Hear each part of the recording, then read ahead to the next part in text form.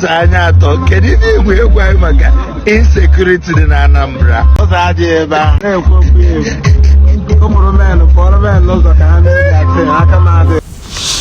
Welcome once more, great and lovely people of Biafra. I believe you heard the question that was posed to this our brother, and you heard his response. He was asked, what does he have to say about the insecurity in Anambra? And what he had to respond, he said, there is no road in that direction. There is no road in that direction. Allow the men. He is referring to the Biafra Liberation Army. He says, allow the men to do their good work. That's nothing concerns him there, and he will not comment on whatever is happening in Anambra. But for him, allow the men, the boys, to do their thing. Now, this goes to show that almost everybody understands what is going on. They know the role the police, the military have played in insecurity, and they know the role the young men are performing to ensure that they curtail the excesses of these policemen and military men. And so you would not find them attacking any member of the Biafra Liberation Army or the Biafra Defense Forces. Now, this is not the reason why I am here today. It is just to set a premise for you to understand that the people understand what the men of the Biafra Liberation Army are doing, and they understand the importance of these things. Forget about those ones who are being paid by the politicians to come on social media, to come online to begin to rant nonsense. The main youth, the main people on ground, the main Biafrans on ground know what is happening, and they know who they trust in, they know who they believe in, they know that Simon Ekpa is doing a wonderful job to protect them and keep them alive. They know. So you will not find them coming out to say nonsense. But you see those ones who politicians are giving, stipends. Those are the ones that will come out to talk nonsense. Those are the ones that will come out because they have been induced by money to come and speak. They will come out and speak. But when they go into their normal society, they would not speak against the activities of the men of the Biafra forces. That is what you need to understand. Now, this brings me to what I want to discuss for today. I want you to listen to Mazi Nnamdi Kanu and what he said here. Not minding our previous stupidity when it comes to the issue of Biafra. I'm also a United Delta. The government said it here, Tompolo, a brother and a friend that I like very much, is here because during the Avengers time, this Tompolo, I'm reading his words today, went to a meeting and gave them the order that the release of Nnamdi Kanu from detention is the #1 demand of Niger Delta Avengers. #1. How can I forget them? That is why I fight for all of us to be free. I fight and I struggle. Anytime I remember what Niger Delta Avengers did, what our brothers did on the high seas, for me, I say we must go. Let us get Biafra first, then everybody can go their way if you want. I'm telling you the truth. But we must all be free. The #1 demand of Niger Delta Avengers, when a ship was hijacked, everything that they were doing was the release of Nnamdi Kanu. I will never forget. Sometimes I speak in a manner that most of them may misunderstand, but in my heart, every blessed day, I pray for our people from the southern part of Biafra. Let me tell you remind you once again about if you are from these states, you are a Niger Delta. Abia, Akwa Ibom, Bayelsa, Cross River, Delta, Edo, Imo, Ondo, and Rivers, including those in Auchi. Now, I want to believe we all heard Mazi Nnamdi Kanu correctly. think deeply into what Mazi Nnamdi Kanu just said. This was when he was released, I think 2016 thereabout. The first time he was, arrested and released. He came out and eulogized the activities of the Avengers and thanked them for all they did to pressure the government to release him.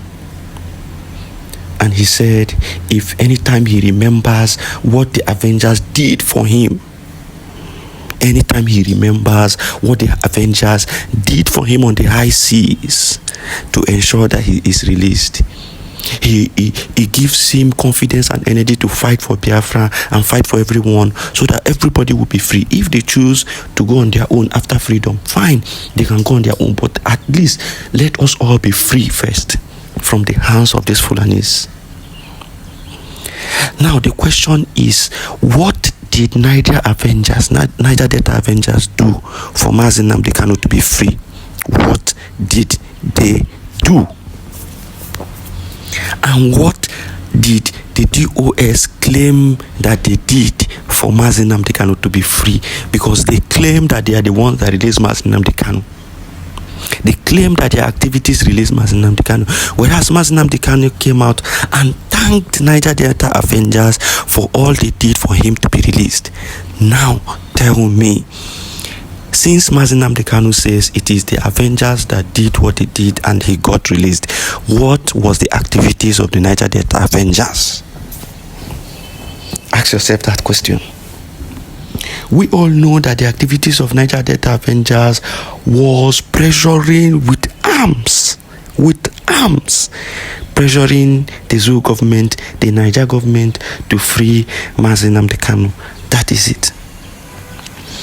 Now, they went to the extent of hijacking a ship filled with oil and expatriates. They hijacked that ship.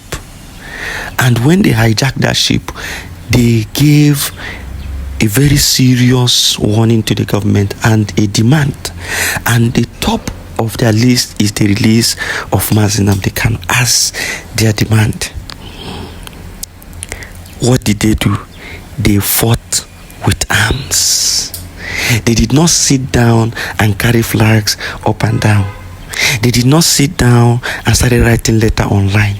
They did not sit down and started begging the Nigerian government to release Mazi Nnamdi Kanu. They went into action. They spoke in the language that the Nigerian Zoo government will understand. Today, the DOS is doing exactly the same thing the DOS of that time did. Always coming online to talk without any action. Now, Simon Ekpa and the government of Biafra in exile are doing the action, which is why the government are always attacking him, always requesting the help of other government to try to seize him, always blackmailing him. Mazi Nnamdi Kanu once said, if your oppressors always attack you, know that you are doing the right thing. But if they are supporting you, you are in the wrong direction.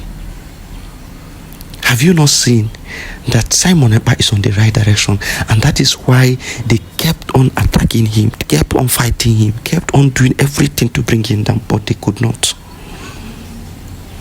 Now I want to ask you another question. Have you not seen that it is because of the action of Simon Ekpa and the Biafra Defense Forces that Mazi Nnamdi Kanu is still being held today? If not, they would have buried him. If not, Mazi Nnamdi Kanu would have been a forgotten issue. They would have buried him a long time. But they are afraid of the consequences because they know that there are heavily armed men in the Biafra territory who are ready to do and undo. And their singular demand is the release of Mazi Nnamdi Kanu. This is the fear of the Zoo government. And the reason they have kept Mazi Nnamdi Kanu this long is for them to see if they can attempt to capture Simon Ekpa and then shut him up. And through that means shut the Biafra Defense Forces up. But they have seen that there's no road. And their last option now is to release Nnamdi Kanu. That will be their last option. It will happen. It will happen. But it is going to happen when the gods of the land decide that it is time for it to happen. But if you look around you, you are going to notice certain things. The reason why I am discussing this is that some people in the DOS are beginning to claim that they are doing underground activities for the release of Nnamdi Kanu. Tomorrow they will come and say it was their underground activities. And that is why you see them. They are known today as flag-carrying agitators. Flag-carrying agitators. Anytime that they see that there is possibility for Mazi Nnamdi Kanu to be released, you see them running around countries carrying flag. Anywhere they see a group of people who are celebrating independence in their country, they will carry Biafra flag and go there and snap pictures and post to you that they have represented Biafra. Bunch of, what will I call these people? These are the people who claim that they are fighting for Biafra. The reason I'm bringing this is for you to have a clear vision on what is happening and for you to choose wisely who to follow. As for me, it is the Biafra government in exile and the Biafra de facto government in homeland and the Biafra defense forces. Mazi Nnamdi Kanu once made broadcast, and he came out and said he is tired of broadcasting. He wants to go and fight for his freedom, which is what Simon Ekpa and the Biafra defense forces are doing today. What is the excuse of DOS? They say they are not fighting for freedom, which is what Methuselah said when somebody questioned him, what is the DOS doing to restore Biafra? He said the DOS is not currently restoring Biafra, that what they are doing is educating the people of Biafra. Whereas Mazi Nnamdi Kanu came out to say that he is tired of educating, he is tired of making broadcasts, that he wants to now go and fight for his people. Have you seen the difference? Have you seen the disparity? Have you seen the people who claim to be fighting for freedom? Open your eyes, Anyasa. Open your eyes. Thank you for listening. Always Biafra first.